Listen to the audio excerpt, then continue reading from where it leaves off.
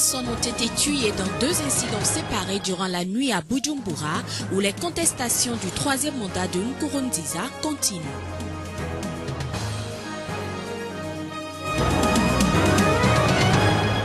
Au Togo, la société civile a fait de la lutte contre le changement climatique son nouveau cheval de bataille.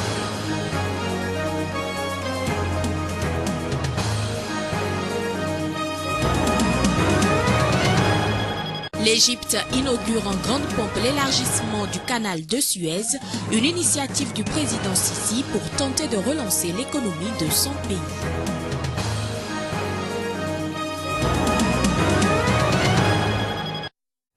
Nouveau rendez-vous de l'information sur Sika. Bienvenue à toutes et à tous. 4 personnes ont été tuées dans 2 incidents séparés durant la nuit à Bujumbura, où des violences se poursuivent sur fond de graves crises politiques liées à la contestation du 3e mandat du président Pierre Nkurunziza. Une annonce faite ce jeudi par la police. À Buterere, quartier où se trouve notamment l'aéroport international, 2 corps sans vie ont été retrouvés mais non identifiés.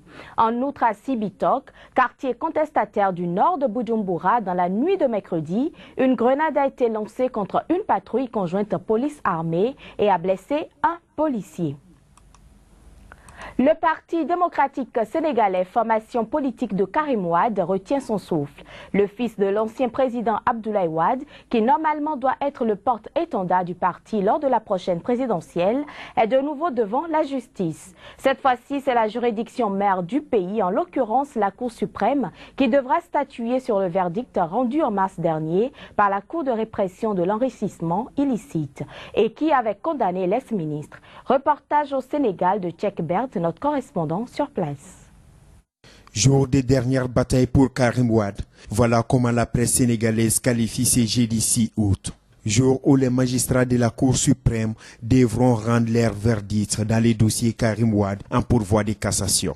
Condamné par la CREI à 6 ans de prison ferme, assorti d'une amende de 138 milliards de francs CFA pour enrichissement illicite, les avocats de Wade fils avaient aussitôt contesté la décision de la CREI et déposé un recours devant la chambre criminelle de la Cour suprême. Dans un pourvoi en cassation qui comprend des dizaines de pages, tellement il y a des motifs et des motifs sérieux pour obtenir l'annulation de l'arrêt qui a condamné M. Karim Wade. Il y a eu de très graves violations des droits de la défense, le procès n'a pas été équitable, les Nations Unies l'ont reconnu, elles l'ont dit.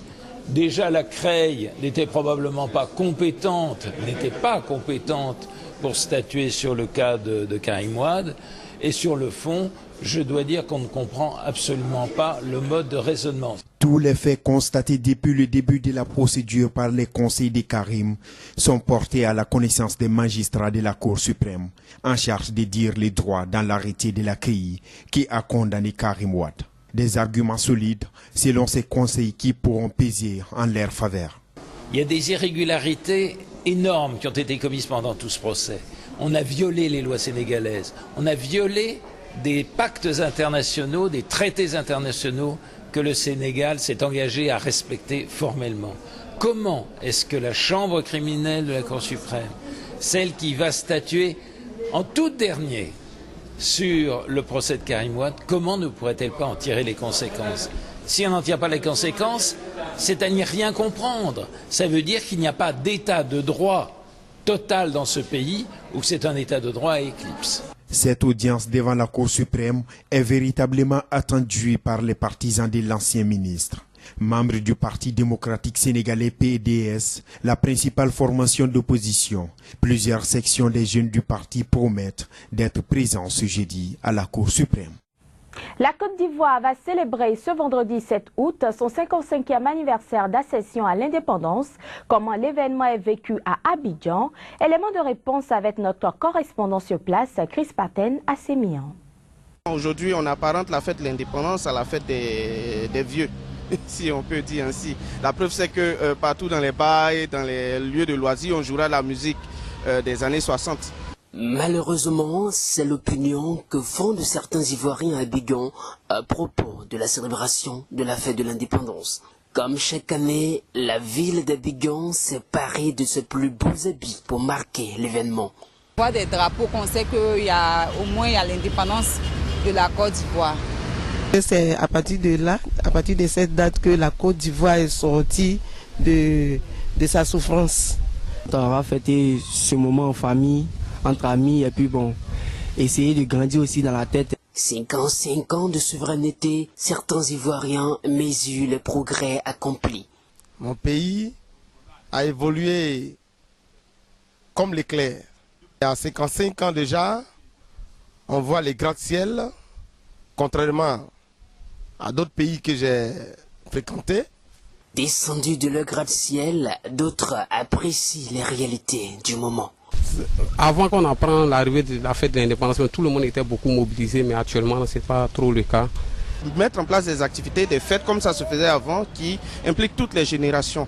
Tous font de l'espoir d'un lendemain meilleur. J'invite vraiment les Ivoiriens à se mettre au-dessus de tous les clivages politiques pour penser à l'avenir du pays avant tout.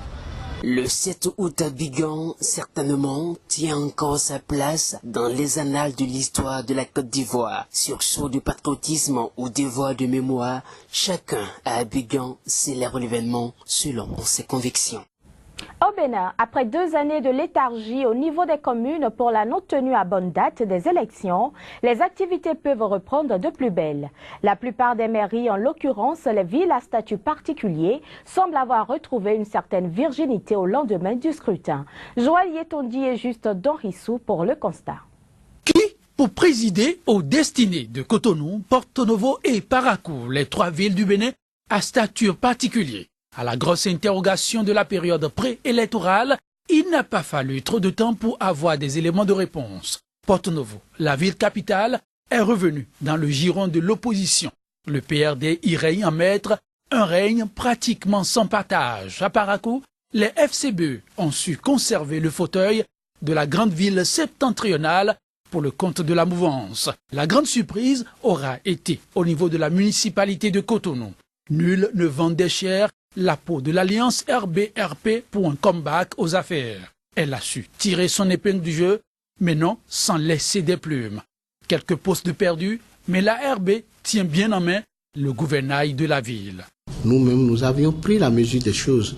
Pour ceux qui en ont déjà fait l'expérience comme moi, nous savons que ce qui nous a beaucoup manqué, c'est de pouvoir monter à la base et de continuer à m'atteler que le transfert des compétences doit être une réalité. Il y a eu quelques corrections suite aux lois sur la décentralisation qui doit nous amener à corriger un tant soit peu pour les villes à statut particulier. Beaucoup de choses doivent pouvoir se faire cette fois-ci avec la contribution de nos sages, des communautés de développement par quartier. Au-delà des promesses, les attentes des administrés, elles, sont grandes. La politique d'aménagement du territoire n'était pas prête. Mais maintenant, là, la politique de l'aménagement du territoire, elle est prête. Donc, je les convie vraiment à s'inspirer de ça. Et en fonction de chaque localité, ils sauront ce qui est déjà prévu par l'État et ce qu'ils peuvent faire dans leur commune. Souvent, les chefs quartiers sont les boucs émissaires de la population. Notre voix est gâtée, le chef quartier ne fait rien.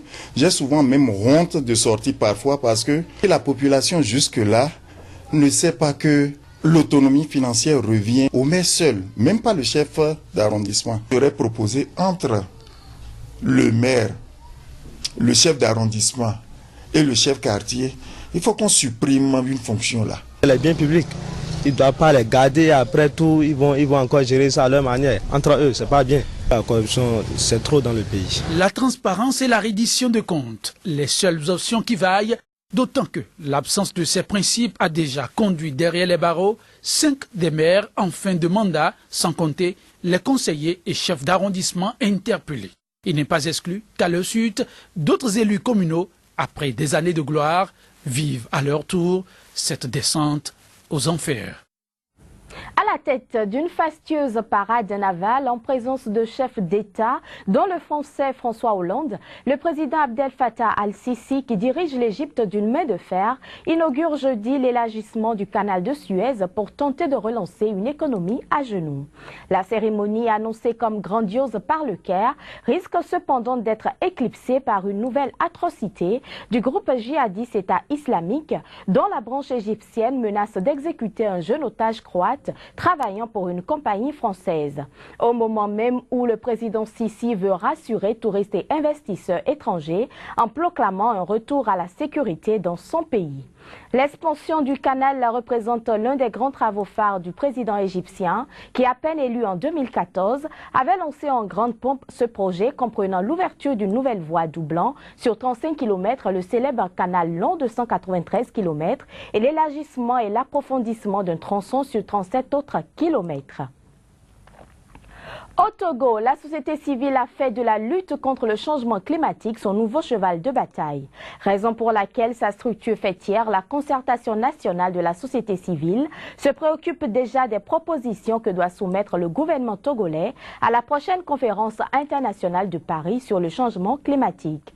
Un reportage signé de Ferdinand Gadé, notre correspondant au Togo.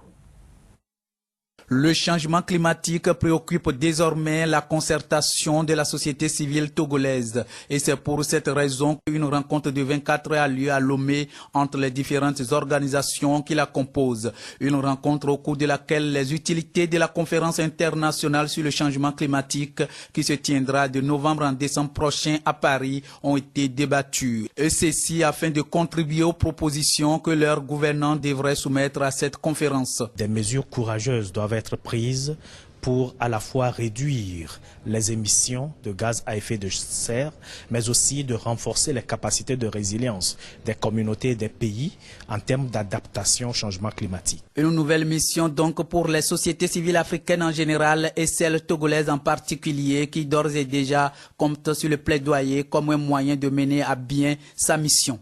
Nous osons croire que lorsque notre proposition est pertinente et qu'elle s'inscrit dans la dynamique nationale, les pouvoirs publics seront en mesure de les prendre en compte. Et donc ça va enrichir le cahier de propositions des gouvernants. Cette nouvelle démarche permet aux sociétés civiles de suivre les mécanismes mis en place par les gouvernants pour prendre en compte les préoccupations des citoyens qui subissent directement les impacts du changement climatique tels que l'inondation, le faible rendement de la production agricole, le recul des côtes et le changement des saisons. Madame, Monsieur, ce sera tout pour cette édition. Merci pour votre attention.